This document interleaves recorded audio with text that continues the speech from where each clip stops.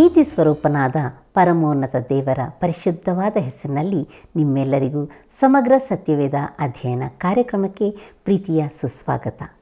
ನಮ್ಮ ಕಳೆದ ಕಾರ್ಯಕ್ರಮದಲ್ಲಿ ನಾವು ಆರೋನನೂ ಅವನ ಮಕ್ಕಳು ಯಾಜಕರಾಗಿ ಪ್ರತ್ಯೇಕಿಸಲ್ಪಟ್ಟದ್ದು, ಎಫೋದು, ದೈವ ನಿರ್ಣಯದ ಚೀಲದ ಪದಕ, ಊರೀಮ್ ತುಮ್ಮೀಮ್ಗಳು, ಎಫೋದಿನ ಅಂಗಿ ಹಾಗೂ 29ನೇ ಅಧ್ಯಾಯದ ಮುನ್ನುಡಿಯನ್ನು ಕುರಿತು ಧ್ಯಾನಿಸಿದೆವು. ಇಸ್ರಾಯೇಲ್ಯರು ಐಗುಪ್ತದಲ್ಲಿ ದಾಸರಾಗಿದ್ದಾಗ ಮೋಶೆಯೊಂದಿಗೆ ಕಳಿಸಲ್ಪಟ್ಟ ಆರೋನನು ಮಹಾಯಾಜಕನಾಗಿ ಕರ್ತನಿಂದ ನೇಮಿಸಲ್ಪಟ್ಟನು. ಅವನೊಂದಿಗೆ ಅವನ ಮಕ್ಕಳೂ ಸಹ ಯಾಜಕರಾದರು. ಮೋಶೆಯ ಅಣ್ಣನಾದ ಆರೋನನು ಮೊಟ್ಟ ಮೊದಲ ಮಹಾಯಾಜಕನಾಗಿ ದೇವರಿಂದ ಆರಿಸಲ್ಪಟ್ಟನು.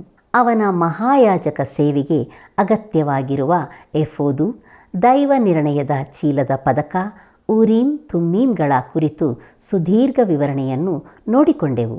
ಈಗ ನಮ್ಮ ಅಧ್ಯಯನವನ್ನು ಮುಂದುವರಿಸಿ ನಿತ್ಯ ನಿರಂತರಕ್ಕೂ ಜೀವಿಸುವ ನಮ್ಮ ಮಹಾಯಾಜಕನಾದ ಯೇಸುವಿನ ಸ್ವರವನ್ನು ಕೇಳಿಸಿಕೊಳ್ಳೋಣ.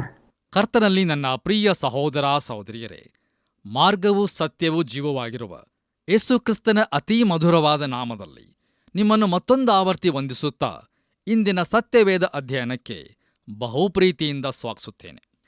ಕರ್ತನಲ್ಲಿ ಪ್ರಿಯರೇ, ಇಂದು ನಾವು ವಿಮೋಚನಕಾಂಡ ಪುಸ್ತಕ 29ನೇ ಅಧ್ಯಾಯದ 5ನೇ ವಚನದಿಂದ 30ನೇ ಅಧ್ಯಾಯದ 1ರಿಂದ 13 ವಚನಗಳನ್ನು ಧ್ಯಾನ ಮಾಡಿಕೊಳ್ಳೋಣ. ವಿಮೋಚನಕಾಂಡ ಪುಸ್ತಕ 29ನೇ ಅಧ್ಯಾಯದ ಮುಖ್ಯ ಪ್ರಸ್ತಾಪವು ಯಾಜಕರ ಪ್ರತಿಷ್ಠೆಯ ಸಂದರ್ಭದ ಯಜ್ಞಾರ್ಪಣೆಗಳು, ಯಾಜಕರ ಆಹಾರ ಮತ್ತು ನಿತ್ಯವಾದ ಸರ್ವಾಂಗ ಹೋಮ ಎಂಬುದಾಗಿರುತ್ತದೆ. ಈಗ ದಯಮಾಡಿ ನಿಮ್ಮ ಸತ್ಯವೇದದಲ್ಲಿ ವಿಮೋಚನಕಾಂಡ ಪುಸ್ತಕ 29ನೇ ಅಧ್ಯಾಯ 5ರಿಂದ 9 ವಚನಗಳನ್ನು ದಯಮಾಡಿ ನನ್ನೊಂದಿಗೆ ಗಮನಿಸಿರಿ. ಅಲ್ಲಿ ನಾವು ಹೀಗೆ ನೋಡುತ್ತೇವೆ: ಈ ವಸ್ತ್ರಗಳನ್ನು, ಅಂದರೆ ನಿಲುವಂಗಿಯನ್ನು, ಕವಚದ ಸಂಗಡ ತೊಟ್ಟುಕೊಳ್ಳತಕ್ಕ ಮೇಲಂಗಿಯನ್ನು, ಕವಚವನ್ನು, ಚೀಲದ ಪದಕವನ್ನು ಆರೋನನಿಗೆ ತೊಡಿಸಿ ಕವಚದ ವಿಚಿತ್ರವಾದ ನಡುಕಟ್ಟನ್ನು ಕಟ್ಟಿಸಿ ಅವನ ತಲೆಗೆ ಮುಂಡಾಸವನ್ನು ಹಾಕಿಸಿ ಮುಂಡಾಸದ ಮೇಲೆ ಪವಿತ್ರ ಪಟ್ಟವನ್ನು ಕಟ್ಟಿಸಿ ಅಭಿಷೇಕ ತೈಲವನ್ನು ಅವನ ತಲೆಯ ಮೇಲೆ ಅಭ್ಯಂಜನ ಮಾಡಿ ಅವನನ್ನು ಅಭಿಷೇಕಿಸಬೇಕು. ತರುವಾಯ ಅವನ ಮಕ್ಕಳನ್ನು ಹತ್ತಿರಕ್ಕೆ ಕರೆದು ಅವರಿಗೆ ನಿಲುವಂಗಿಗಳನ್ನು ತೊಡಿಸಿ ಆರೋನನಿಗೂ ಅವನ ಮಕ್ಕಳಿಗೂ ನಡುಕಟ್ಟುಗಳನ್ನು ಕಟ್ಟಿಸಿ ಮುಂಡಾಸಗಳನ್ನು ಸುತ್ತಿಸಬೇಕು. ಆ ಹೊತ್ತಿನಿಂದ ಯಾಜಕತ್ವವು ಶಾಶ್ವತವಾದ ನಿಯಮದಿಂದ ಅವರಿಗೆ ಉಂಟಾಗುವುದು. ಹೀಗೆ ಆರೋನನನ್ನು ಅವನ ಮಕ್ಕಳನ್ನು ಯಾಜಕೋದ್ಯೋಗಕ್ಕೆ ಸೇರಿಸಬೇಕು ಎಂಬುದಾಗಿ. ಕರ್ತನಲ್ಲಿ ಪ್ರಿಯ ದೇವಜನರೇ, ಪ್ರತಿಷ್ಠೆ ಎಂದರೆ ನಾವು ಮಾಡುವ ಕಾರ್ಯವಾಗಿರದೆ ದೇವರು ಮಾಡುವಂಥದ್ದಾಗಿದೆ. ಈ ದಿನಗಳಲ್ಲಿ ಅನೇಕ ಪ್ರತಿಷ್ಠಾ ಸಮಾರಂಭಗಳ ಕುರಿತಾಗಿ ತುಂಬಾ ಕೇಳುತ್ತೇವಲ್ಲವೇ? ಅಲ್ಲಿ ಜನರು ಅನೇಕ ಕಾರ್ಯಗಳನ್ನು ಮಾಡಲು ಮಾತು ಕೊಟ್ಟಿದ್ದೆ, ಆದರೆ ಯಾವುದನ್ನೂ ಸರಿಯಾಗಿ ಮಾಡಲಿಲ್ಲ. ಮತ್ತು ಅದನ್ನು ನಾನು ಪ್ರತಿಷ್ಠೆಯ ಕಾರ್ಯವೆಂದು ಕರೆಯಲು ಇಷ್ಟಪಡುವುದಿಲ್ಲ. ಪ್ರಿಯರೇ, ದಯಮಾಡಿ ಗಮನಿಸಿರಿ, ಅದು ನಾನು ಆತನಿಗೆ ಮಾತು ಕೊಡುವುದಲ್ಲ. ಪ್ರಿಯರೇ, ಪ್ರತಿಷ್ಠೆ ಎಂದರೆ ದೇವರ ಬಳಿಗೆ ಬರೀ ಕೈಯಲ್ಲಿ ಬಂದು ನಮ್ಮ ಬಲಹೀನತೆ ಹಾಗೂ ಅಸಹಾಯಕತೆಯನ್ನು ಒಪ್ಪಿಕೊಂಡು ದೇವರು ಉಳಿದಿದ್ದೆಲ್ಲವನ್ನೂ ಮಾಡಲು ಬಿಡುವಂಥದ್ದು. ದಯಮಾಡಿ ಆಲೋಚಿಸಿ ನೋಡಿರಿ. ಪ್ರಿಯರೇ, ಹಳೆಯ ಒಡಂಬಡಿಕೆಯಲ್ಲಿ ಮೋಶೆ, ಏಲಿ, ದಾವೀದರ ಮತ್ತು ಹೊಸ ಒಡಂಬಡಿಕೆಯ ಅಪೋಸ್ತಲನಾದ ಪೌಲನ ಪ್ರಾರ್ಥನೆಗಳನ್ನು ನಾವು ಗಮನಿಸುವುದಾದರೆ, ಈ ಮನುಷ್ಯರು ತಮಗಿರುವ ಯೋಗ್ಯತೆಯ ಮಾತು ಕೊಡುವಿಕೆಗಳು ಗಣನೆಗೆ ಬಂದವುಗಳಲ್ಲ. ನಾನು ಅನೇಕ ವರ್ಷಗಳಿಂದ ಸಮರ್ಪಣೆಯ ಆರಾಧನೆಗಳಿಗೆ ಹೋಗಿದ್ದೇನೆ. ಅಲ್ಲಿ ಜನರು ತಾವು ದೇವರಿಗಾಗಿ ಏನನ್ನು ಮಾಡಲಿದ್ದೇವೆಂದು ಹೇಳಿಕೊಳ್ಳುತ್ತಾರೆ. ನೋಡಿರಿ, ಈ ಎಲ್ಲ ಮಾತುಗಳ ಪ್ರಕಾರ ನಡೆದಿರುವುದಾದರೆ ಈ ಲೋಕವೇ ಅಡಿಮೇಲಾಗಿ ಬಿಡುತ್ತಿತ್ತು. ಆದರೆ ದುರಾದೃಷ್ಟವಶಾತ್ ಈ ವಾಗ್ದಾನಗಳಲ್ಲಿ ಹೆಚ್ಚಿನವು ನೆರವೇರಲಿಲ್ಲ. ಯಾಕಂದರೆ ಪ್ರಿಯರೇ, ದೇವರಿಗೆ ಕೊಡುವುದಕ್ಕೆ ನಮ್ಮಲ್ಲಿ ಏನೂ ಇರುವುದಿಲ್ಲ ಅಲ್ಲವೇ? ಆದ್ದರಿಂದ ಪ್ರಿಯರೇ, ನಾವು ಆತನ ಬಳಿಗೆ ಬರೀ ಕೈಯಲ್ಲಿ ಬಂದು ಆತನು ಅದನ್ನು ತುಂಬಿಸುವುದಕ್ಕೆ ಬಿಡಬೇಕು. ನಮ್ಮ ಅಧ್ಯಯನವನ್ನು ಮುಂದುವರಿಸಿ ನಾವು ವಿಮೋಚನಕಾಂಡ ಪುಸ್ತಕ 29ನೇ ಅಧ್ಯಾಯ 10ನೇ ವಚನವನ್ನು ಓದುವಾಗ ಅಲ್ಲಿ ಹೀಗೆ ಬರೆದದೆ: ತರುವಾಯ ನೀನು ಆ ಹೋರಿಯನ್ನು ದೇವದರ್ಶನದ ಗುಡಾರದ ಎದುರಿಗೆ ತರಿಸಿ ಆರೋನನು ಅವನ ಮಕ್ಕಳು ಅದರ ತಲೆಯ ಮೇಲೆ ತಮ್ಮ ಕೈಗಳನ್ನಿಟ್ಟ ನಂತರ ಎಂಬುದಾಗಿ. ಕರ್ತನಲ್ಲಿ ನನ್ನ ಪ್ರಿಯ ಆತ್ಮೀಯ ಬಂಧುಗಳೇ, ಮಹಾಯಾಜಕನು ಅವನ ಮಕ್ಕಳು ಆ ಹೋರಿಯ ತಲೆಯ ಮೇಲೆ ತಮ್ಮ ಕೈಗಳನ್ನು ಇಡಬೇಕು. ನೋಡಿರಿ, ಈ ರೀತಿಯಾಗಿ ತಲೆಯ ಮೇಲೆ ಕೈಗಳನ್ನು ಇಡುವುದರಿಂದ ಏನೋ ವಿಶೇಷವಾದದ್ದು ಕೊಡಲ್ಪಡುತ್ತದೆ ಎಂದು ಅನೇಕರು ಭಾವಿಸುತ್ತಾರೆ. ಆದರೆ ಪ್ರಿಯರೇ, ತಲೆಗೆ ಕೈಗಳನ್ನು ಇಡುವುದರ ಉದ್ದೇಶ ಇದಲ್ಲ. ಪ್ರಿಯರೇ, ದಯಮಾಡಿ ಗಮನಿಸಿರಿ. ಒಂದು ಪ್ರಾಣಿಯ ಮೇಲೆ ಕೈಗಳನ್ನು ಇಡುವುದೆಂದರೆ ಅದು ಒಂದಾಗಿರುವುದನ್ನು ಸೂಚಿಸುತ್ತದೆ. ಒಬ್ಬ ಪಾಪಿಯು ಯಜ್ಞವೇದಿಯ ಬಳಿಗೆ ಬಂದು ತಾನು ತಂದ ಪಶುವಿನ ತಲೆಯ ಮೇಲೆ ಕೈಗಳನ್ನು ಇಟ್ಟರೆ ಆ ಪಶುವು ತನ್ನ ಸ್ಥಾನವನ್ನು ತೆಗೆದುಕೊಂಡಿದೆ ಎಂದು ಸೂಚಿಸುವುದೇ ಆಗಿದೆ. ಕರ್ತನಲ್ಲಿ ಪ್ರಿಯರೇ, ಆ ಹೋರಿಯು ಆರೋನನ ಸ್ಥಾನವನ್ನು ವಹಿಸಿಕೊಳ್ಳುತ್ತದೆ. ಅವನು ಒಬ್ಬ ಪಾಪಿಯಾಗಿರುವುದರಿಂದ ಅದು ಅವನಿಗೆ ಬದಲಾಗಿ ಸಾಯುತ್ತದೆ. ಇದು ಸರ್ವಾಂಗ ಹೋಮವಾಗಿರುತ್ತದೆ. ಮುಂದೆ ನಾವು ಯಾಜಕಕಾಂಡ ಪುಸ್ತಕದಲ್ಲಿ ಈ ಯಜ್ಞಗಳ ಕುರಿತಾಗಿ ವಿವರವಾಗಿ ಧ್ಯಾನಿಸಲಿದ್ದೇವೆ. ಪ್ರಿಯರೇ, ಏದೇನ್ ತೋಟದಲ್ಲಿಯೂ ಒಂದು ಸರ್ವಾಂಗ ಹೋಮವಿತ್ತು. ನೋಡಿರಿ, ತಾಮ್ರದ ಯಜ್ಞವೇದಿ ಎಂದು ನಾವು ಕರೆದದ್ದು ಕೆಲವೊಮ್ಮೆ ಸರ್ವಾಂಗ ಹೋಮವೇದಿ ಎಂದು ಕರೆಯಲ್ಪಡುತ್ತದೆ. ಯಾಕೆಂದರೆ ಇದರ ಮೇಲೆಯೇ ಮುಖ್ಯ ಹೋಮವು ಸಮರ್ಪಿಸಲ್ಪಡುತ್ತಿತ್ತು. ಸರ್ವಾಂಗ ಹೋಮವೆಂಬ ಮೊದಲನೇ ಯಜ್ಞವು ಯೇಸುಕ್ರಿಸ್ತನನ್ನು ಹಾಗೂ ಆತನು ಯಾರು ಎಂಬುದಾಗಿ ನಮಗೆ ತೋರಿಸುತ್ತದೆ. ನೋಡಿರಿ, ಯಜ್ಞವೇದಿಯು ಆತನು ಮಾಡಿದ್ದೇನೆಂಬುದನ್ನು ನಮಗೆ ತೋರಿಸುತ್ತದೆ. ದೇವರ ನಾಮಕ್ಕೆ ಸ್ತೋತ್ರವಾಗಲಿ. ಬನ್ನಿರಿ ಪ್ರಿಯರೇ, ಈಗ ನಾವು ಯಾಜಕರ ಆಹಾರದ ಕುರಿತಾಗಿ ಧ್ಯಾನಿಸೋಣ. ಈಗ ದಯಮಾಡಿ ನಿಮ್ಮ ಸತ್ಯವೇದದಲ್ಲಿ ವಿಮೋಚನಕಾಂಡ ಪುಸ್ತಕ 29ನೇ ಅಧ್ಯಾಯ 26 ಹಾಗೂ 27ನೇ ವಚನಗಳನ್ನು ನನ್ನೊಂದಿಗೆ ಗಮನಿಸಿರಿ. ಅಲ್ಲಿ ನಾವು ಹೀಗೆ ನೋಡುತ್ತೇವೆ: ಮತ್ತು ಆರೋನನ ಪಟ್ಟಾಭಿಷೇಕಕ್ಕಾಗಿ ಸಮರ್ಪಿಸಿದ ಟಗರಿನ ಎದೆಯ ಭಾಗವನ್ನು ತೆಗೆದುಕೊಂಡು ಅದನ್ನು ನೈವೇದ್ಯವಾಗಿ ಯೆಹೋವನ ಸನ್ನಿಧಿಯಲ್ಲಿ ನಿವಾಳಿಸಬೇಕು. ಅದು ನಿನಗೇ ಸಲ್ಲತಕ್ಕ ಪಾಲು. ಆರೋನನಿಗೂ ಅವನ ಮಕ್ಕಳಿಗೂ ಯಾಜಕ ದೀಕ್ಷೆಯನ್ನು ಕೊಡುವಾಗ ಸಮರ್ಪಿಸಿದ ಟಗರಿನ ಮಾಂಸದಲ್ಲಿ ನೈವೇದ್ಯವಾಗಿ ನಿವಾಳಿಸಿದ ಎದೆಯ ಭಾಗವನ್ನು, ಯಾಜಕರ ಭಾಗಕ್ಕೆ ಪ್ರತ್ಯೇಕಿಸಿದ ತೊಡೆಯನ್ನು ದೇವರದೆಂದು ಭಾವಿಸಬೇಕು ಎಂಬುದಾಗಿ. ಕರ್ತನಲ್ಲಿ ಪ್ರಿಯರೇ, ಯಾಜಕ ಕಾಂಡದಲ್ಲಿ ಯಜ್ಞ ಪಶುವಿನ ಒಂದು ಭಾಗವು ಆರೋನನಿಗೂ ಯಾಜಕರಿಗೂ ಅವರ ಭಾಗವಾಗಿ ಕೊಡಲ್ಪಡಬೇಕು. ಲೇವಿಯರ ಪಾಲಿಗೆ ಯಾವ ಭೂಮಿಯೂ ವ್ಯವಸಾಯಕ್ಕಾಗಿ ಕೊಡಲ್ಪಡಲಿಲ್ಲ. ಆದ್ದರಿಂದ ಅವರ ಪೋಷಣೆಗಾಗಿ ಮೇಲಿನ ಏರ್ಪಾಡನ್ನು ದೇವರು ಮಾಡಿದನು. ಲೇವಿಯರು ಗುಡಾರದಲ್ಲಿಯೂ ಮುಂದೆ ದೇವಾಲಯದಲ್ಲಿಯೂ ಸೇವೆ ಮಾಡಬೇಕಾಗಿದ್ದು ಹೋಮ ಪಶುವಿನ ಒಂದು ಭಾಗವನ್ನು ಅವರದಾಗಿ ಹೊಂದಬಹುದಿತ್ತು. ಬನ್ನಿರಿ, ಈಗ ನಿತ್ಯವಾದ ಸರ್ವಾಂಗ ಹೋಮದ ಕುರಿತಾಗಿ ಧ್ಯಾನಿಸೋಣ. ನೋಡಿರಿ, ಈ ನಿತ್ಯ ಸರ್ವಾಂಗ ಹೋಮವು ನಿತ್ಯ ಕಾಲಕ್ಕೂ ಸಮರ್ಪಿಸಲ್ಪಡಬೇಕಾಗಿತ್ತು. ನಮ್ಮ ಧ್ಯಾನದಲ್ಲಿ ಮುಂದುವರೆದು ನಾವು ವಿಮೋಚನಕಾಂಡ ಪುಸ್ತಕ 29ನೇ ಅಧ್ಯಾಯ 38ರಿಂದ 40 ವಚನಗಳನ್ನು ಓದುವಾಗ ಅಲ್ಲಿ ಹೀಗೆ ನೋಡುತ್ತೇವೆ: ಯಜ್ಞ ವೇದಿಯ ಮೇಲೆ ನಿತ್ಯವೂ ಸಮರ್ಪಿಸಬೇಕಾದದ್ದೇನೆಂದರೆ 1 ವರುಷದ 2 ಕುರಿಮರಿಗಳನ್ನು ದಿನಂಪ್ರತಿಯೂ ಹೋಮ ಮಾಡಬೇಕು. ಅವುಗಳಲ್ಲಿ ಒಂದನ್ನು ಪ್ರಾತಃ ಕಾಲದಲ್ಲಿ ಮತ್ತೊಂದನ್ನು ಸಾಯಂಕಾಲದಲ್ಲಿ ಸಮರ್ಪಿಸಬೇಕು. 1.5 ಸೇರು ಶ್ರೇಷ್ಠವಾದ ಎಣ್ಣೆಯನ್ನು 3 ಸೇರು ಗೋಧಿ ಹಿಟ್ಟನ್ನು ಬೆರೆಸಿ ಧಾನ್ಯ ಸಮರ್ಪಣೆಗಾಗಿ ಆ ಮೊದಲನೆಯ ಕುರಿಯ ಸಂಗಡ ಹೋಮ ಮಾಡಬೇಕು. ಪಾನ ದ್ರವ್ಯಾರ್ಪಣೆಗಾಗಿ 1.5 ಸೇರು ದ್ರಾಕ್ಷಾರಸವನ್ನು ಹೋಮ ಮಾಡಬೇಕು ಎಂಬುದಾಗಿ. ಕರ್ತನಲ್ಲಿ ನನ್ನ ಪ್ರಿಯ ಆತ್ಮೀಯ ಸ್ನೇಹಿತರೆ, ಈ ನಿತ್ಯವಾದ ಸರ್ವಾಂಗ ಹೋಮಗಳ ವಿವರವೂ ಕೂಡ ಯಾಜಕ ಕಾಂಡ ಪುಸ್ತಕದಲ್ಲಿ ನಮಗೆ ದೊರಕುತ್ತದೆ. ಈ ಹೋಮವು ಪ್ರತಿನಿತ್ಯವೂ ಸಮರ್ಪಿಸಬೇಕಾದದ್ದು. 1 ಕುರಿಯನ್ನು ಪ್ರಾತಃ ಕಾಲದಲ್ಲಿಯೂ ಇನ್ನೊಂದನ್ನು ಸಾಯಂಕಾಲದಲ್ಲಿಯೂ ಹೋಮ ಮಾಡಬೇಕಿತ್ತು. ನೋಡಿರಿ, ತಮ್ಮ ಪಾಪಗಳಿಗೆ ಮರಣವೇ ಯೋಗ್ಯ ಶಿಕ್ಷೆ ಎಂದು, ತಮಗೆ ಬದಲಾಗಿ ಬೇರೊಬ್ಬನು ಸಾಯಬೇಕಾಗಿದೆ ಎಂದು ಜನರಿಗೆ ಇದು ಎಡಬಿಡದೆ ಜ್ಞಾಪಿಸುತ್ತಿರುತ್ತದೆ. ಹೌದು ಪ್ರಿಯರೇ, ಪಾಪಕ್ಕಾಗಿ ರಕ್ತವು ಸುರಿಸಲೇಬೇಕಾಗಿತ್ತು. ಇಬ್ರಿಯರಿಗೆ ಬರೆದ ಪತ್ರಿಕೆ 9ನೇ ಅಧ್ಯಾಯ 26ನೇ ವಚನದಲ್ಲಿ, ಹಾಗೆ ಸಮರ್ಪಿಸಬೇಕಾಗಿದ್ದ ಪಕ್ಷದಲ್ಲಿ ಆತನು ಲೋಕಾದಿಯಿಂದ ಎಷ್ಟೋ ಸಾರಿ ಬಾಧೆಪಟ್ಟು ಸಾಯಬೇಕಾಗಿತ್ತು. ಆದರೆ ಒಂದೇ ಸಾರಿ ಯುಗಗಳ ಸಮಾಪ್ತಿಯಲ್ಲೇ ಆತನು ಪಾಪ ನಿವಾರಣೆ ಮಾಡಬೇಕೆಂಬ ಉದ್ದೇಶದಿಂದ ತನ್ನನ್ನು ಯಜ್ಞ ಮಾಡಿಕೊಳ್ಳುವವನಾಗಿ ಪ್ರತ್ಯಕ್ಷನಾದನು ಎಂಬುದಾಗಿ. ಕರ್ತನಲ್ಲಿ ನನ್ನ ಪ್ರಿಯ ಆತ್ಮೀಯ ಬಂಧುಗಳೇ, ಈ ವಚನವು ಕರ್ತನಾದ ಯೇಸು ಕ್ರಿಸ್ತನ ಯಜ್ಞಾರ್ಪಣೆಯ ಕುರಿತಾಗಿ ಹೇಳುತ್ತದೆ. ನೋಡಿರಿ, ಹೋರಿ, ಹೋತ, ಕುರಿಗಳ ರಕ್ತವು ಪಾಪ ನಿವಾರಣೆ ಮಾಡಲು ಸಾಧ್ಯವಾಗಲಿಲ್ಲ. ದೇವರ ನಾಮಕ್ಕೆ ಸ್ತೋತ್ರವಾಗಲಿ. ಆದರೆ ಯೇಸು ಕ್ರಿಸ್ತನ ರಕ್ತವು ಇದಕ್ಕೆ ಶಕ್ತವಾಗಿದೆ. ಹೌದು ಪ್ರಿಯರೇ, ಆತನ ಯಜ್ಞವು ಸಾಕಾದದ್ದಾಗಿದೆ.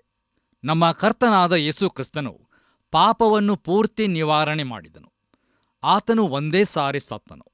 ಯುಗಾಂತ್ಯದಲ್ಲಿ ತನ್ನ ಯಜ್ಞದ ಮುಖಾಂತರ ಪಾಪ ನಿವಾರಣೆ ಮಾಡುವುದಕ್ಕೋಸ್ಕರ ಪ್ರತ್ಯಕ್ಷನಾದನು. ಆತನಿಗೆ ಮಹಿಮೆ ಉಂಟಾಗಲಿ.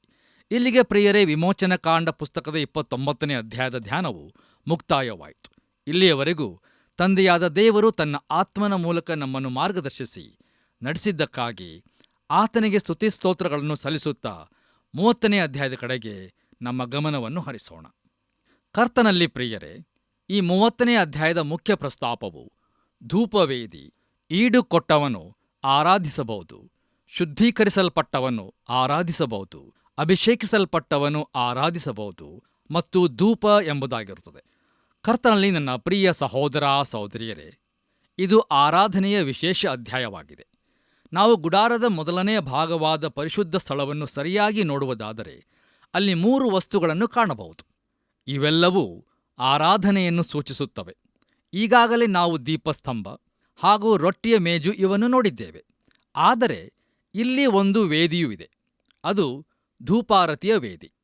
ನೋಡಿರಿ, ರೊಟ್ಟಿಯ ಮೇಜು ಮತ್ತು ಚಿನ್ನದ ದೀಪಸ್ತಂಭಗಳು ದೇವ ಜನರು ಒಟ್ಟಾಗಿ ಸೇರಿ ಅನ್ಯೋನ್ಯತೆಯಲ್ಲಿ ಇರುವುದನ್ನು ಸೂಚಿಸುತ್ತವೆ. ಇದು ನಾವು ಒಟ್ಟಾಗಿ ಸೇರಿ ಹರಟೆ ಮಾತಾಡುವ ಸ್ಥಳವಲ್ಲ, ಕ್ರಿಸ್ತ ಯೇಸುವಿನಲ್ಲಿ ಪೋಷಣೆಯನ್ನು ಹೊಂದುವ ಸ್ಥಳವಾಗಿದೆ. ಅದು ಒಂದು ಔತಣಕೂಟವಾಗಿದೆ. ಹೌದು ಪ್ರಿಯರೇ, ಧೂಪದ ವೇದಿಯು ಪ್ರಾರ್ಥನೆಯ ಸ್ಥಳವಾಗಿದೆ. ದೇವರಿಗೆ ಮಹಿಮೆ ಉಂಟಾಗಲಿ. ನಮ್ಮ ಧ್ಯಾನವನ್ನು ಮುಂದುವರಿಸಿ ನಾವು ವಿಮೋಚನಕಾಂಡ ಪುಸ್ತಕ 30ನೇ ಅಧ್ಯಾಯ ಪ್ರಾರಂಭದ 2 ವಚನಗಳನ್ನು ಓದುವಾಗ ಅಲ್ಲಿ ಹೀಗೆ ನೋಡುತ್ತೇವೆ. ಸುಗಂಧ ದ್ರವ್ಯಗಳಿಂದ ಧೂಪ ಹಾಕುವುದಕ್ಕೆ ಜಾಲಿ ಮರದ ಧೂಪವೇದಿಯನ್ನು ಮಾಡಿಸಬೇಕು. ಅದು 1 ಮೊಳ ಉದ್ದವಾಗಿಯೂ 1 ಮೊಳ ಅಗಲವಾಗಿಯೂ ಚಚ್ಚೌಕವಾಗಿರಬೇಕು. ಅದರ ಎತ್ತರವು 2 ಮೊಳವಾಗಿರಬೇಕು. ಅದರ ಕೊಂಬುಗಳು ಅದರೊಂದಿಗೆ ಏಕವಾಗಿರಬೇಕು ಎಂಬುದಾಗಿ. ಕರ್ತನಲ್ಲಿ ಪ್ರಿಯರೇ, ಈ ವಾಕ್ಯ ಭಾಗದಲ್ಲಿ ತಿಳಿಸಲ್ಪಟ್ಟಿರುವ ಇದು ಒಂದು ಚಿಕ್ಕ ವೇದಿಯಾಗಿದೆ ಎಂಬುದಾಗಿ ತಿಳಿದು ಬರುತ್ತದೆ. ಮುಂದುವರೆದು ನಾವು ವಿಮೋಚನಕಾಂಡ ಪುಸ್ತಕ 30ನೇ ಅಧ್ಯಾಯ 3ನೇ ಹಾಗೂ 4ನೇ ವಚನಗಳನ್ನು ಓದುವಾಗ ಅಲ್ಲಿ ಹೀಗೆ ಬರೆದದೆ. ಅದರ ಮೇಲ್ಭಾಗಕ್ಕೂ 4 ಪಕ್ಕಗಳಿಗೂ ಕೊಂಬುಗಳಿಗೂ ಚೊಕ್ಕ ಬಂಗಾರದ ತಗಡುಗಳನ್ನು ಹೊದಿಸಬೇಕು. ಸುತ್ತಲೂ ಚಿನ್ನದ ಗೋಟು ಕಟ್ಟಿಸಬೇಕು. ಅದರ ಕೆಳಗೆ ವೇದಿಯ 2 ಪಾರ್ಶ್ವಗಳಲ್ಲಿ 2 ಚಿನ್ನದ ಬಳೆಗಳನ್ನು ಮೂಲೆಗಳಲ್ಲಿಯೇ ಹಾಕಿಸಬೇಕು. ವೇದಿಯನ್ನು ಹೊರುವುದಕ್ಕೆ ಕೋಲುಗಳನ್ನು ಅವುಗಳಲ್ಲಿ ಸೇರಿಸಬೇಕು ಎಂಬುದಾಗಿ. ಕರ್ತನಲ್ಲಿ ಪ್ರಿಯ ದೇವಜನರೇ, ಈ ಚಿಕ್ಕ ವಸ್ತುವನ್ನು ಹೊರುವುದಕ್ಕೆ ಸಾಧ್ಯವಾಗುವಂತೆ ಅದರಲ್ಲಿ ಬಳೆಗಳನ್ನು ಮಾಡಿಸಬೇಕಾಗಿತ್ತು. ಅರಣ್ಯಕಾಂಡ ಪುಸ್ತಕದಲ್ಲಿ ಅರಣ್ಯ ಪ್ರಯಾಣದ ಕಾಲದಲ್ಲಿ ಲೇವಿಯರು ಈ ಎಲ್ಲ ವಸ್ತುಗಳನ್ನು ಹೊರುತ್ತಿದ್ದರೆಂದು ತಿಳಿಸಲಾಗಿದೆ. ಮುಂದುವರೆದು ನಾವು 6ನೇ ವಚನವನ್ನು ಓದುವಾಗ ಅಲ್ಲಿ ಹೀಗೆ ನೋಡುತ್ತೇವೆ. ಆಜ್ಞಾಶಾಸನಗಳ ಮಂಜೂಷದ ಮುಂದಣ ತೆರೆಗೆ ಎದುರಾಗಿ, ಅಂದರೆ ಆಜ್ಞಾಶಾಸನಗಳ ಮೇಲಿರುವಂಥ ಕೃಪಾಸನದ ಮುಂದೆ ಅದನ್ನು ಇರಿಸಬೇಕು ಎಂಬುದಾಗಿ. ಕರ್ತನಲ್ಲಿ ನನ್ನ ಪ್ರಿಯ ಆತ್ಮೀಯ ಬಂಧುಗಳೇ, ಈ ವೇದಿಯನ್ನು ತೆರೆಗೆ ಎದುರಾಗಿ ಇಡಬೇಕಿತ್ತು. ನೋಡಿರಿ, ತೆರೆಯ ಇನ್ನೊಂದು ಬದಿಯಲ್ಲಿ ಮಂಜೂಷವೂ ಕೃಪಾಸನವೂ ಇದ್ದವು. ಹೌದು ಪ್ರಿಯರೇ, ಅದು ಆರಾಧನೆಯ ಸ್ಥಳವಾದ ಪರಿಶುದ್ಧ ಸ್ಥಳದಲ್ಲಿ ಇಡಲ್ಪಟ್ಟಿತ್ತು. ನಮ್ಮ ಧ್ಯಾನವನ್ನು ಮುಂದುವರಿಸಿ ನಾವು ವಿಮೋಚನಕಾಂಡ ಪುಸ್ತಕ 30ನೇ ಅಧ್ಯಾಯ 7ನೇ ಹಾಗೂ 8ನೇ ವಚನಗಳನ್ನು ಓದುವಾಗ ಅಲ್ಲಿ ಹೀಗೆ ನೋಡುತ್ತೇವೆ. ಆರೋನನು ಪ್ರತಿನಿತ್ಯವೂ ಹೊತ್ತಾರೆಯಲ್ಲಿ ದೀಪಗಳನ್ನು ಸರಿಪಡಿಸುವಾಗಲೂ ಸಾಯಂಕಾಲದಲ್ಲಿ ದೀಪಗಳನ್ನು ಹೊತ್ತಿಸುವಾಗಲೂ ಅದರ ಮೇಲೆ ಸುಗಂಧ ದ್ರವ್ಯಗಳಿಂದ ಧೂಪವನ್ನು ಹಾಕಬೇಕು. ಹೀಗೆ ನಿಮ್ಮಿಂದಲೂ ನಿಮ್ಮ ಸಂತತಿಯವರಿಂದಲೂ ಯೆಹೋವನ ಸನ್ನಿಧಿಯಲ್ಲಿ ನಿತ್ಯವಾದ ಧೂಪ ಸಮರ್ಪಣೆಯು ಇರಬೇಕು ಎಂಬುದಾಗಿ. ಕರ್ತನಲ್ಲಿ ಪ್ರಿಯ ದೇವಜನರೇ, ಈ ವೇದಿಯು ಯಜ್ಞ ಅರ್ಪಿಸುವ ವೇದಿಯಾಗಿರುವುದಿಲ್ಲ ಎಂದು ಈ ವಾಕ್ಯ ಭಾಗವು ನಮಗೆ ಬಹುಸ್ಪಷ್ಟವಾಗಿ ತಿಳಿಸುತ್ತದೆ. ಹಾಗೆಯೇ ಮುಂದುವರೆದು ನಾವು ವಿಮೋಚನಕಾಂಡ ಪುಸ್ತಕ 30ನೇ ಅಧ್ಯಾಯ 9ನೇ ವಚನವನ್ನು ಓದುವಾಗ ಅಲ್ಲಿ ಹೀಗೆ ನೋಡುತ್ತೇವೆ. ಆ ವೇದಿಯ ಮೇಲೆ ಬೇರೆ ಯಾವ ಧೂಪವನ್ನು ಹಾಕಕೂಡದು. ಅದರ ಮೇಲೆ ಹೋಮವನ್ನಾಗಲಿ ಧಾನ್ಯ ದ್ರವ್ಯವನ್ನಾಗಲಿ ಪಾನ ದ್ರವ್ಯವನ್ನಾಗಲಿ ಸಮರ್ಪಿಸಕೂಡದು ಎಂಬುದಾಗಿ. ಕರ್ತನಲ್ಲಿ ಪ್ರಿಯರೇ, ದಯಮಾಡಿ ಗಮನಿಸಿರಿ. ಕೇವಲ ಧೂಪ, ಅದೂ ಕೂಡ ನಿರ್ದಿಷ್ಟ ರೀತಿಯ ಧೂಪವು ಈ ವೇದಿಯ ಮೇಲೆ ಇರಿಸಲ್ಪಡಬೇಕು. ಯಾಜಕರು ದೀಪಸ್ತಂಭದಲ್ಲಿನ ದೀಪವನ್ನು ಹೊತ್ತಿಸುವಾಗಲೆಲ್ಲ ಒಳಗೆ ಹೋಗಿ ಧೂಪವನ್ನು ಹಾಕಬೇಕು. ನೋಡಿರಿ, ಈ ವೇದಿಯು ಪ್ರಾರ್ಥನೆಯನ್ನು ಸೂಚಿಸುತ್ತದೆ. ಯಾಕಂದರೆ ಧೂಪವು ಸತ್ಯವೇದದಲ್ಲಿ ಅನೇಕ ಕಡೆಗಳಲ್ಲಿ ಪ್ರಾರ್ಥನೆ ಹಾಗೂ ಸ್ತೋತ್ರಗಳಿಗೆ ಸೂಚಿತವಾದದ್ದನ್ನು ನಾವು ಗಮನಿಸುತ್ತೇವೆ. ಕೀರ್ತನೆಗಳು 14ನೇ ಅಧ್ಯಾಯ ಪ್ರಾರಂಭದ 2 ವಚನಗಳಲ್ಲಿ ಅರಸನಾದ ದಾವೀದನು ನನ್ನ ಪ್ರಾರ್ಥನೆಯು ಧೂಪದಂತೆಯೂ ಎಂಬುದಾಗಿ ಹೇಳುತ್ತಾನೆ. ಪ್ರಕಟಣೆ ಪುಸ್ತಕದಲ್ಲಿಯೂ ಈ ಧೂಪದ ಚಿತ್ರಣ ಇರುತ್ತದೆ. ಪ್ರಕಟಣೆ ಪುಸ್ತಕ 8ನೇ ಅಧ್ಯಾಯ 3ನೇ ವಚನದಲ್ಲಿ, ಆಮೇಲೆ ಮತ್ತೊಬ್ಬ ದೇವದೂತನು ಬಂದು ಯಜ್ಞವೇದಿಯ ಬಳಿಯಲ್ಲಿ ನಿಂತನು. ಅವನ ಕೈಯಲ್ಲಿ ಚಿನ್ನದ ಧೂಪಾರತಿ ಇತ್ತು. ಸಿಂಹಾಸನದ ಮುಂದಣ ಚಿನ್ನದ ಧೂಪವೇದಿಯ ಮೇಲೆ ದೇವಜನರೆಲ್ಲರ ಪ್ರಾರ್ಥನೆಗಳ ಜೊತೆಯಲ್ಲಿ ಸಮರ್ಪಿಸುವುದಕ್ಕಾಗಿ ಅವನಿಗೆ ಬಹಳ ಧೂಪ ಕೊಡಲ್ಪಟ್ಟಿತು ಎಂಬುದಾಗಿ ನೋಡುತ್ತೇವೆ. ಲೂಕನು ಬರೆದ ಸುವಾರ್ತೆ 1ನೇ ಅಧ್ಯಾಯ 9ನೇ ವಚನದಲ್ಲಿ ದೇವಾಲಯದೊಳಕ್ಕೆ ಹೋಗಿ ಧೂಪವನ್ನರ್ಪಿಸುವುದು ಯಾಜಕರ ಮರ್ಯಾದೆಯ ಪ್ರಕಾರ ಅವನ ಪಾಲಿಗೆ ಬಂತು ಎಂಬುದಾಗಿ ನೋಡುತ್ತೇವೆ. ಕರ್ತನಲ್ಲಿ ಪ್ರಿಯರೇ, ಜಕರೀಯನು ಲೇವಿ ಕುಲದವನಾಗಿದ್ದು ದೇವಾಲಯದಲ್ಲಿ ಸೇವೆ ಮಾಡುತ್ತಿದ್ದನು. ಈ ವಚನದ ಪ್ರಕಾರ ಅವನು ಧೂಪವೇದಿಯ ಬಳಿ ಸೇವೆ ಮಾಡುತ್ತಿದ್ದನು ಮತ್ತು ಅದು ಪ್ರಾರ್ಥನೆಯ ಸಮಯವಾಗಿತ್ತು. ವೈದ್ಯನಾದ ಲೂಕನು ತನ್ನ ಸುವಾರ್ತೆಯನ್ನು ಆರಂಭಿಸುವಾಗ ಧೂಪವೇದಿಯ ಬಳಿ ಜಕರೀಯನೊಂದಿಗೆ ಪ್ರಾರಂಭಿಸುತ್ತಾನೆ. ಅಂದರೆ ಧೂಪವೇದಿಯ ಬಳಿಯಲ್ಲಿ ಜಕರೀಯನಿಗೆ ಒಂದು ಸಂದೇಶವನ್ನು ಕೊಡುವುದರ ಮೂಲಕ ತನ್ನ 400 ವರ್ಷಗಳ ಮೌನವನ್ನು ಮುರಿದನು. ಹೌದು ಪ್ರಿಯರೇ, ಧೂಪವು ನಮಗಾಗಿ ವಿಜ್ಞಾಪನೆ ಮಾಡುವ ಯೇಸುಕ್ರಿಸ್ತನ ಸಂಕೇತವಾಗಿದೆ. ನೋಡಿರಿ, ಆರೋನನು ಈ ಆರಾಧನೆಯ ಸ್ಥಳದಲ್ಲಿ ಸೇವೆಯನ್ನು ಮಾಡುತ್ತಿದ್ದನು. ನಮ್ಮ ಕರ್ತನಾದ ಯೇಸುಕ್ರಿಸ್ತನು ಮೆಲ್ಕಿಜೆದೇಕನ ತರಹದ ಯಾಜಕನಾಗಿದ್ದರೂ ಇಲ್ಲಿ ಆರೋನನು ಯೇಸುಕ್ರಿಸ್ತನ ಸಂಕೇತವಾಗಿದ್ದಾನೆ. ಕರ್ತನಲ್ಲಿ ಪ್ರಿಯರೇ, ಇಬ್ರಿಯರಿಗೆ ಬರೆದ ಪತ್ರಿಕೆಯಲ್ಲಿ ಒಂದು ವಿಚಿತ್ರವಾದಂಥ ಸಂಗತಿಯನ್ನು ನಾವು ನೋಡುತ್ತೇವೆ. ಅದು ಯಾವುದೆಂದರೆ, ಧೂಪವೇದಿಯು ಅತಿ ಪರಿಶುದ್ಧ ಸ್ಥಳದಲ್ಲಿರುವುದೇ ಆಗಿದೆ. ನೋಡಿರಿ, ಆ ಧೂಪವೇದಿಯು ಯಾವ ಸ್ಥಳಕ್ಕೆ ಸಂಬಂಧಿಸಿದ್ದು ಎಂಬುದನ್ನು ಇಬ್ರಿಯರಿಗೆ ಬರೆದ ಪತ್ರಿಕೆಯ ಗ್ರಂಥಕರ್ತನಿಗೆ ತಿಳಿದಿಲ್ಲವೇನೋ ಎಂಬಂತಿದೆ. ವಿಮೋಚನಕಾಂಡ ಪುಸ್ತಕದಲ್ಲಿರುವಂತೆ ಪರಿಶುದ್ಧ ಸ್ಥಳದ ಬದಲಾಗಿ ಆ ಧೂಪವೇದಿಯನ್ನು ಯಾಕೆ ಅವನು ಅತಿ ಪರಿಶುದ್ಧ ಸ್ಥಳಕ್ಕೆ ಸ್ಥಳಾಂತರಿಸಿದನು? ಅದಕ್ಕೆ ಕಾರಣವೇನೆಂದರೆ, ಇಬ್ರಿಯರಿಗೆ ಪತ್ರಿಕೆಯನ್ನು ಬರೆಯುವಾಗ ಯೇಸು ಕ್ರಿಸ್ತನು ಶಿಲುಬೆಯ ಮೇಲೆ ಸತ್ತಿದ್ದನು ಮತ್ತು ಪರಿಶುದ್ಧ ಸ್ಥಳ ಹಾಗೂ ಅತಿ ಪರಿಶುದ್ಧ ಸ್ಥಳದ ನಡುವೆ ಇದ್ದ ಆ ತೆರೆಯು 2 ಭಾಗವಾಗಿ ಹರಿದು ಹೋಗಿತ್ತು. ಅಷ್ಟು ಮಾತ್ರವಲ್ಲ, ಆತನು ಪರಲೋಕಕ್ಕೆ ಏರಿ ಹೋಗಿರುವುದರಿಂದ ಧೂಪವೇದಿಯು ಈಗ ಪರಲೋಕದಲ್ಲಿ ಇರುತ್ತದೆ. ನಾವು ಯೇಸುಕ್ರಿಸ್ತನ ಮೂಲಕ ದೇವರ ಬಳಿಗೆ ಬರುತ್ತೇವೆ. ಆತನೇ ನಮ್ಮ ಶ್ರೇಷ್ಠ ಮಧ್ಯಸ್ಥಗಾರನು. ಹೌದು ಪ್ರಿಯರೇ, ಯೇಸುಕ್ರಿಸ್ತನು ಪರಲೋಕದಲ್ಲಿದ್ದಾನೆ ಮತ್ತು ಧೂಪವೇದಿಯು ಆತನು ನಿಂತಿರುವ ಸ್ಥಳದ ಕುರಿತು ಮಾತಾಡುತ್ತದೆ.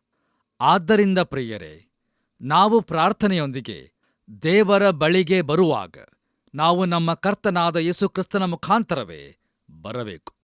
ಕರ್ತನಲ್ಲಿ ಪ್ರಿಯರೇ, ನಾನು ಈಗ ರಕ್ಷಿಸಲ್ಪಟ್ಟಿರುವುದರಿಂದ ಈಗ ನಾನು ನೇರವಾಗಿ ದೇವರ ಬಳಿಗೆ ಹೋಗಬಹುದೆಂದು ಅನೇಕರು ಹೇಳುವುದನ್ನು ನಾನು ಕೇಳಿದ್ದೇನೆ. ಇಲ್ಲ ಪ್ರಿಯರೇ, ನಾವು ದೇವರ ಬಳಿಗೆ ಯೇಸುಕ್ರಿಸ್ತನ ಮುಖಾಂತರ ಮಾತ್ರವೇ ಹೋಗಬಹುದು. ನೋಡಿರಿ, ದೇವರ ಬಳಿಗೆ ನಮ್ಮನ್ನು ತರುವಾತನು ಆತನೇ ಆಗಿದ್ದಾನೆ.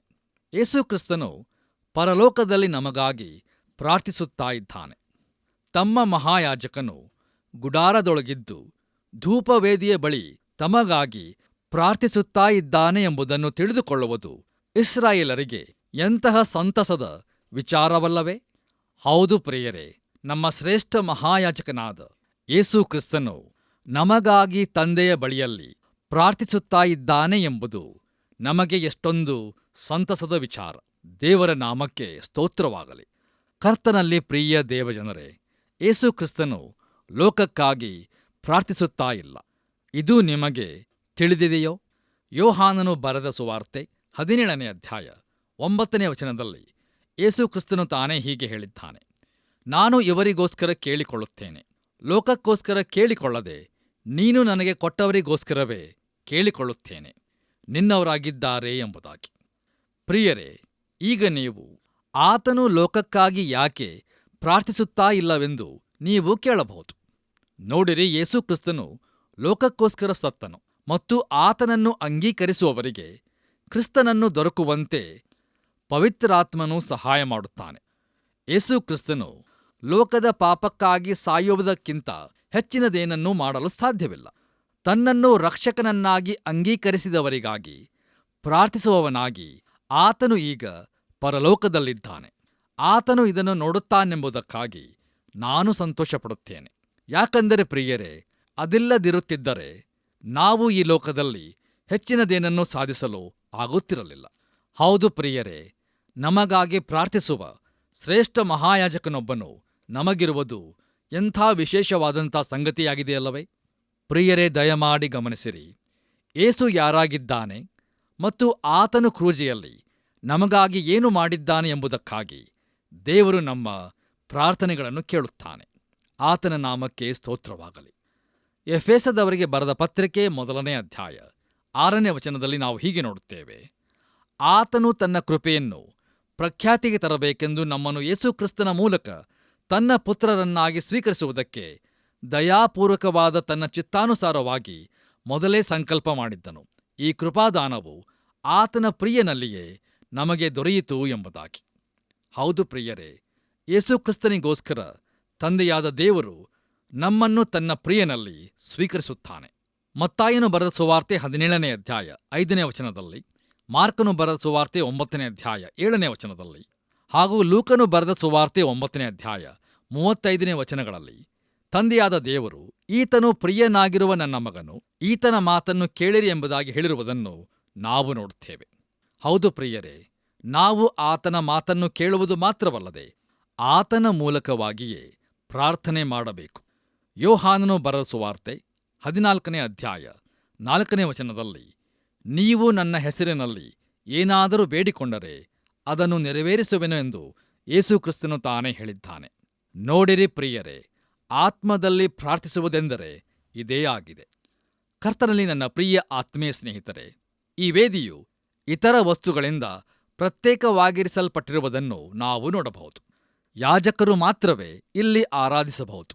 ಈ ಸ್ಥಳಕ್ಕೆ ಪ್ರವೇಶಿಸಲು ಅರಸನಾದ ಉಜ್ಜೀಯನು ಪ್ರಯತ್ನಿಸಿದಾಗ ಅವನು ಕುಷ್ಠರೋಗದಿಂದ ಹೊಡೆಯಲ್ಪಟ್ಟನು ಎಂಬುದಾಗಿ 2ನೇ ಪೂರ್ವಕಾಲ ವೃತ್ತಾಂತ 26ನೇ ಅಧ್ಯಾಯ 16ರಿಂದ 21 ವಚನಗಳಲ್ಲಿ ನಾವು ನೋಡುತ್ತೇವೆ.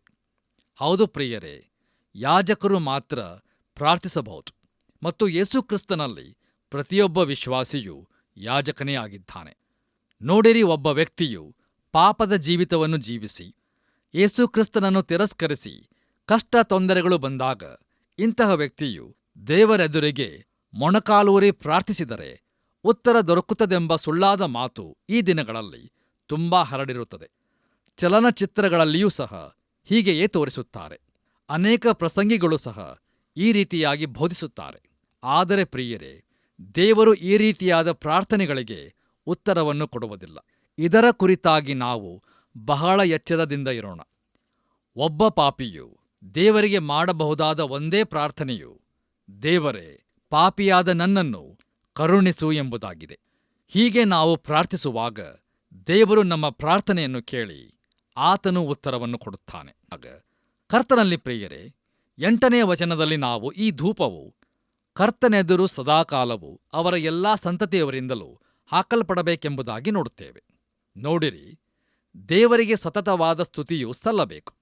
ಥೆಸಲೋನಿಕದವರಿಗೆ ಬರೆದ 1ನೇ ಪತ್ರಿಕೆ 5ನೇ ಅಧ್ಯಾಯ 16ನೇ ವಚನದಲ್ಲಿ ಪ್ರಾರ್ಥಿಸಬೇಕೆಂಬುದಾಗಿ ಗಮನಿಸುತ್ತೇವೆ. ಪ್ರಿಯರೇ, ಧೂಪದ ವೇದಿಯ ಮೇಲೆ ದೀಪವು ಬೆಳಿಗ್ಗೆಯೂ ಸಂಜೆಯೂ ಇರತಕ್ಕದ್ದು. ಮಹಾಯಾಜಕನು ಗುಡಾರದೊಳಗೆ ಸ್ವಲ್ಪ ಸಮಯ ಕಳೆಯುತ್ತಾನೆ. ಆ ಧೂಪದ ಸುವಾಸನೆಯು ಅವನ ಅಂಗಿಗಳಿಗೂ ಹತ್ತಿದ್ದು ಅವನು ಹೊರಗೆ ಬರುವಾಗ ಇದು ಜನರಿಗೂ ಗೊತ್ತಾಗುತ್ತದೆ. ಅವನ ಮೇಲಿನ ಸುವಾಸನೆಯು ಒಳ್ಳೆಯದಾಗಿರುತ್ತದೆ. ಈ ಮಹಾಯಾಜಕನು ದಾಟಿ ಹೋಗುವಾಗ ಜನರಿಗೆ ಅವನಿಂದ ಹೊರಟ ಸುವಾಸನೆಯು ಬರುತ್ತದೆ. ಆದರೆ ಪ್ರಿಯರೇ, ಈ ದಿನಗಳಲ್ಲಿ ಭಕ್ತರಲ್ಲಿ ಸರಿಯಾದ ಸುವಾಸನೆಯು ಹೊರಡುವುದಿಲ್ಲ. ನೋಡಿರಿ, ಸರಿಯಾದ ಸುವಾಸನೆಯು ಪ್ರಾರ್ಥನೆಯೇ ಆಗಿದೆ. ಆದ್ದರಿಂದ ಪ್ರಿಯರೇ, ನಮ್ಮ ಪ್ರಾರ್ಥನೆಗಳು ಸುಮಧುರವಾದ ವಾಸನೆಯಂತೆ ದೇವರ ಸನ್ನಿಧಾನಕ್ಕೆ ಏರಿ ಹೋಗಲಿ. ಕರ್ತನಲ್ಲಿ ಪ್ರಿಯರೇ, ದಯಮಾಡಿ ಗಮನಿಸಿರಿ. ನಾವು ಪ್ರಾರ್ಥನೆಯಲ್ಲಿ ಸಮಯವನ್ನು ಕಳೆಯುವುದಾದರೆ ಅದರ ಸುವಾಸನೆಯು ನಮ್ಮ ವಸ್ತ್ರಗಳಲ್ಲಿಯೂ ಇರುತ್ತದೆ. ದಯಮಾಡಿ ಆಲೋಚಿಸಿ ನೋಡಿರಿ. ಬನ್ನಿರಿ ಪ್ರಿಯರೇ, ನಮ್ಮ ಇಂದಿನ ಧ್ಯಾನವನ್ನು ಮುಕ್ತಾಯಗೊಳಿಸುವ ಹಾಗೆ ಕೊನೆಯದಾಗಿ ನಾವು ವಿಮೋಚನಕಾಂಡ ಪುಸ್ತಕ 30ನೇ ಅಧ್ಯಾಯ 12 ಮತ್ತು 13ನೇ ವಚನಗಳನ್ನು ಓದಿಕೊಳ್ಳೋಣ. ಅಲ್ಲಿ ನಾವು ಹೀಗೆ ನೋಡುತ್ತೇವೆ: ನೀನು ಖಾನೇಶುಮಾರಿಯಾಗತಕ್ಕ ಇಸ್ರಾಯೇಲರನ್ನು ಲೆಕ್ಕಿಸುವಾಗ ಅವರೊಳಗೆ ವ್ಯಾಧಿ ಸಂಭವಿಸದಂತೆ ಪ್ರತಿಯೊಬ್ಬನು ತನ್ನ ಪ್ರಾಣಕ್ಕೆ ಈಡಾಗಿ ಯೆಹೋವನಿಗೆ ಕಪ್ಪವನ್ನು ಕೊಡಬೇಕು. ಲೆಕ್ಕಿಸಲ್ಪಟ್ಟವರಲ್ಲಿ ಸೇರುವ ಪ್ರತಿಯೊಬ್ಬನು ಯೆಹೋವನಿಗೆ ₹1/2 ಮೇರೆಗೆ ₹1/2 ಕಪ್ಪವಾಗಿ ಕೊಡಬೇಕು ಎಂಬುದಾಗಿ. ಕರ್ತನಲ್ಲಿ ಪ್ರಿಯ ದೇವಜನರೇ, ಇದು ಆರಾಧನೆಯ 2ನೆಯ ಅವಶ್ಯಕತೆಯಾಗಿತ್ತು. ನೋಡಿರಿ, ಅವರು ಬಿಡುಗಡೆಯನ್ನು ಹೊಂದಲಿರುವುದರಿಂದ ಅವರಲ್ಲಿ ಯಾವ ವ್ಯಾಧಿಯೂ ಇರಬಾರದಾಗಿತ್ತು. ಅವರು ಬೆಳ್ಳಿಯನ್ನು ಈಡಾಗಿ ಕೊಡಬೇಕಾಗಿತ್ತು. ಹೌದು ಪ್ರಿಯರೇ, ಬೆಳ್ಳಿಯು ಬಿಡುಗಡೆಯ ಸಂಕೇತವಾಗಿದೆ. ನೋಡಿರಿ, ಆರಾಧಿಸುವವರೆಲ್ಲರೂ ಬಿಡುಗಡೆಯನ್ನು ಹೊಂದಿದವರಾಗಿರಬೇಕು. ಈ ದಿನಮಾನಗಳಲ್ಲಿ ನಾವು ಸಾರ್ವಜನಿಕ ಆರಾಧನೆ ಕುರಿತಾಗಿ ತುಂಬಾ ಕೇಳುತ್ತೇವಲ್ಲವೇ? ಆದರೆ ನಿಜವಾಗಿ ಪ್ರಿಯರೇ, ಇಂತಹ ಒಂದು ಸಂಗತಿ ಇರುವುದಿಲ್ಲ. ಕರ್ತನಲ್ಲಿ ಪ್ರಿಯರೇ, ದಯಮಾಡಿ ಗಮನವಿಟ್ಟು ಆಲಿಸಿರಿ. ವಿಮೋಚಿಸಲ್ಪಟ್ಟವರು ಮಾತ್ರ ಆರಾಧಿಸಬಹುದು. ಆದರೆ ಬಿಡುಗಡೆ ಹೊಂದಲು ಮಾರ್ಗವು ಯಾರಿಗಾದರೂ ತೆರೆಯಲ್ಪಟ್ಟಿದೆ. ದೇವರಿಗೆ ಮಹಿಮೆಯುಂಟಾಗಲಿ. ಇಲ್ಲಿಗೆ ಪ್ರಿಯರೇ, ಇಂದಿನ ವಾಕ್ಯ ಧ್ಯಾನವು ಮುಕ್ತಾಯವಾಯಿತು. ಮುಂದಿನ ಕಾರ್ಯಕ್ರಮದಲ್ಲಿ ನಾವು ವಿಮೋಚನಕಾಂಡ ಪುಸ್ತಕ 30ನೇ ಅಧ್ಯಾಯ 17ನೇ ವಚನದಿಂದ ನಮ್ಮ ಧ್ಯಾನವನ್ನು ಮುಂದುವರಿಸೋಣ. ಆದ್ದರಿಂದ ಕಾರ್ಯಕ್ರಮವನ್ನು ಕೇಳಲು ಪ್ರಾರ್ಥನಾಪೂರ್ವಕವಾಗಿ ಸಿದ್ಧರಾಗಬೇಕೆಂದು ನಿಮ್ಮನ್ನು ಪ್ರೀತಿಯಿಂದ ಕೇಳಿಕೊಳ್ಳುತ್ತೇನೆ. ಕರ್ತನ ಕೃಪೆಯು ಸದಾ ನಿಮ್ಮೊಂದಿಗಿರಲಿ. ಆಮೆನ್. ಪ್ರೀತಿಯ ದೇವಮಕ್ಕಳೇ, ಇದುವರೆಗೆ ಪರಿಶುದ್ಧಾತ್ಮನ ಸಹಾಯದಿಂದ ದೇವವಾಕ್ಯವನ್ನು ಧ್ಯಾನಿಸಿದೆವು. ದೇವದರ್ಶನದ ಗುಡಾರ, ಅದರ ಸಾಮಗ್ರಿಗಳು, ಅದನ್ನು ಕಟ್ಟಬೇಕಾದ ವಿಧಾನ, ಅದರೊಳಗೆ ಇಡಬೇಕಾದ ವಸ್ತುಗಳು, ಅದರಲ್ಲಿ ಸೇವೆ ಮಾಡಬೇಕಾದ ಆರೋನನು ಅವನ ಮಕ್ಕಳು, ಹೀಗೆ ಇದರ ಕುರಿತು ನಮ್ಮ ಹಿಂದಿನ ಅಧ್ಯಯನಗಳಲ್ಲಿ ಆಳವಾಗಿ ಧ್ಯಾನಿಸಿದೆವು.